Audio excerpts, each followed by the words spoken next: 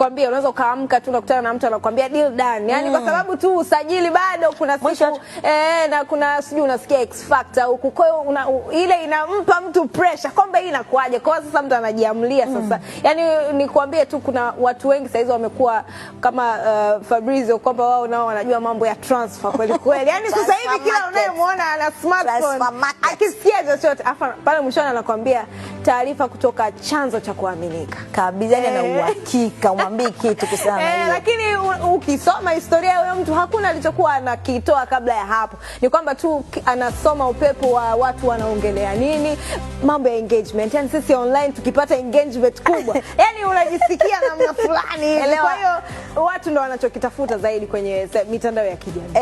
Elewa neno sisi watu wa online tunahitaji engagement. Wazee wa Ngwasu wanakofia. Bana, hii hapa ni Shabiki Social ambayo inatuunganisha sisi hapa studio pamoja na wewe shabiki ambaye unatufuatilia, ikiwa leo ni mchezo wa dabi ya Kariakoo, ngao ya jamii ukipigwa kule Zanzibar.